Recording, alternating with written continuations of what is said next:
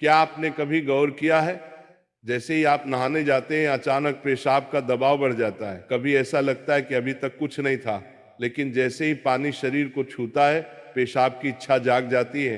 क्या ये बस एक संयोग है या इसके पीछे कोई खास वजह छुपी है? जिंदगी में कोई भी घटना बस यूं ही नहीं होती, हर छोटी छोटी चीज के पीछे कोई ना कोई वजह होती है। अब सवाल ये उठता है कि नहाते वक्त हमें पेशाब क्यों आती है? क्या ये हमारे शरीर की कोई कमजोरी है? क्या ये किसी बीमारी का संकेत है, या फिर ये दिमाग और शरीर के बीच गहरे रिश्ते की तरफ इशारा करता है? बस सोचो, अगर ये सिर्फ शरीर का एक सामान्य काम होता तो हर कोई इसे इतना गहराई से क्यों महसूस करता? नहाना सिर्फ साफ सफाई का मामला नहीं है। नहाना एक ऐसा प्रक्रिया है जिसमें शरीर, दिमाग और आपकी पूरी चेतना जुड़ी होती है। पानी, जिसे सबसे पवित्र तत्व माना जाता है, सिर्फ आपके शरीर को नहीं धोता बल्कि आपके अंदर जमा थकान, तनाव और दबाव को भी धो देता है। और जैसे जैसे शरीर हल्का हो जाता है उसका दबाव पेशाब के रूप में बाहर निकलता है। लेकिन ये तो बस सतह की बात है, असली कहानी इससे कहीं गहरी है। क्योंकि शरीर का हर अनुभव मन का भी अनुभव होता है और मन का हर अनुभव शरीर में उतरता है। तो जब आप नहाते हैं ये सिर्फ एक जैविक प्रक्रिया नहीं है, ये आपके मन और शरीर के बीच एक बातचीत है। अब सोचो, जब पानी तुम्हारे शरीर को छूता है तो क्या होता है? तुम्हारी त्वचा के हर रोम छिद्र में हलचल मच जाती है, तंत्रिका तंत्र सक्रिय हो जाता है। ठंडक या गर्म पानी का एहसास दिमाग को ये बताता है कि शरीर को कुछ छोड़ने की जरूरत है, और उसका पहला तरीका पेशाब करना होता है। लेकिन ये पूरी सच्चाई नहीं है, क्योंकि अगर ये सिर्फ ठंडे पानी का असर होता तो फिर जब हम गर्म पानी से नहाते हैं तो ये क्यों होता? अगर ये सिर्फ मूत्राशय की वजह से होता तो नहाने से पहले ये क्यों नहीं होता, और पानी गिरते ही अचानक क्यों होता है? यही वो राज्य है जो लोगों को हैरान कर देता है। जैसे ही आप नहाना शुरू करते हैं शरीर आराम की स्थिति में चला जाता है, और जैसे ही शरीर आराम करता है सबसे पहले वो दबाव को रिलीज कर देता है। ये दबाव कभी पेशाब के रूप में दिखता है, कभी गहरी सांसों में, और कभी थकान के एहसास में। इंसान तब तक दबाव में रहता है जब तक वो खुद को छोड़ना नहीं सीखता। नहाना, पानी में डूबना, ये सब काम इसलिए अच्छे लगते हैं क्योंकि ये आपके अंदर के बोझ को हटा देते हैं। बस याद करो कि कभी गर्मी में जब तुम ठंडे पानी से नहाने बैठते हो तो पहला छींटा ही पूरा शरीर एक झटका महसूस करता है। उस झटके में शरीर कुछ देर के लिए नियंत्रण खो बैठता है, और नियंत्रण खोने से इच्छा पैदा होती है। अब आप सोचेंगे कि क्या ये हर किसी के साथ होता है? हाँ, लगभग हर किसी ने कभी ना कभी इसे महसूस किया होता है। लेकिन फर्क ये है कि कुछ लोग इसे सामान्य समझकर भूल जाते हैं, और कुछ इसके पीछे छुपे राज की तलाश शुरू कर देते हैं। और जो तलाश शुरू करता है वो जिंदगी के असली ज्ञान के करीब पहुंच जाता है। क्योंकि यहाँ एक नाजुक बात छुपी है, पानी और पेशाब दोनों एक ही तत्व से बने होते हैं। जब जब पानी बाहर से शरीर को छूता है तो शरीर के अंदर पानी का तत्व भी प्रतिक्रिया करता है। यही प्रकृति का संतुलन है, ये एक अनुनाद है। शरीर और प्रकृति के बीच रिश्ता आईने जैसा होता है, जो कुछ बाहर होता है वो अंदर भी परिलक्षित होता है। तो जब बाहर का पानी तुम्हारे शरीर से मिलता है तो अंदर का पानी यानी पेशाब भी बाहर आने को बेचैन हो जाता है।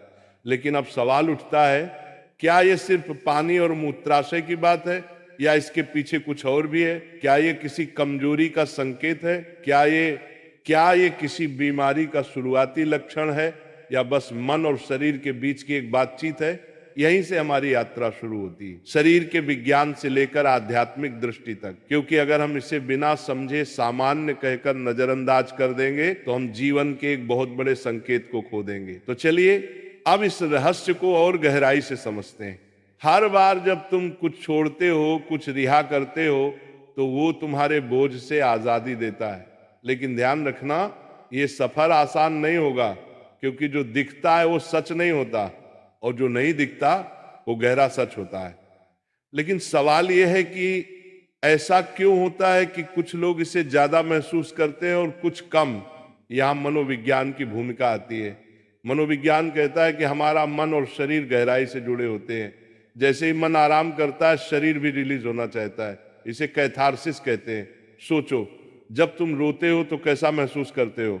पहले तो भारीपन होता है, लेकिन रोने के बाद हल्कापन महसूस होता है। बिल्कुल ऐसा ही होता है, पेशाब आने में भी ऐसा होता है। ये एक तरह की साफ सफाई है, और नहाना भी ऐसी ही एक प्रक्रिया है जो आराम और तरोताजगी दोनों को जगाती है। इंसान लगातार दबावों के नीचे रहता है, तनाव, इच्छाएं, डर, गुस्सा, चाहत, ये सब अंदर जमा रहते हैं। जब आप नहाते हैं तो पानी सिर्फ शरीर को नहीं धोता, ये आपके दबावों को भी पिघलाता है। और जैसे ही दबाव कम होता है, शरीर से छोटे छोटे रिहाई के संकेत पहले निकलते हैं। मतलब पेशाब आने की इच्छा सिर्फ जैविक नहीं है, बल्कि मनोवैज्ञानिक भी है। ये इस बात की निशानी है कि जैसे ही आप आराम में, शरीर राहत चाहता है। पानी सिर्फ शरीर को साफ नहीं करता, ये आपके अवचेतन तक पहुंचता है, क्योंकि पानी का अस्तित्व बहुत गहरा है। आप मां के गर्भ में पानी से घिरे हुए पैदा हुए थे। आपके पहले अनुभव पानी से जुड़े होते हैं। इसलिए जब भी पानी आपको छूता है, आपका अवचेतन सक्रिय हो जाता है। इसीलिए नहाना इतना सुखद लगता है। इसीलिए पानी में डूबना, किसी झील या समुंदर के किनारे बैठना इतना आरामदायक होता है। और इसीलिए जब भी शरीर पानी से टच करता है तो वह तुरंत राहत चाहता है, क्योंकि ये उसकी सबसे पहली अनुभूति होती है। हर बार जब पानी तुम्हें छूता है तो गर्भाशय का अनुभव वापस आ जाता है। गर्भ में तुम पूरी तरह आराम में थे, कोई तनाव नहीं, कोई दबाव नहीं। पानी का माहौल और राहत पाने का एहसास ही वजह है कि नहाते वक्त पेशाब आना स्वाभाविक होता है। लेकिन अब एक सवाल बचता है, क्या नहाते वक्त पेशाब आने की इच्छा सिर्फ एक सामान्य रिफ्लेक्स है, या ये किसी बीमारी का संकेत भी हो सकता है?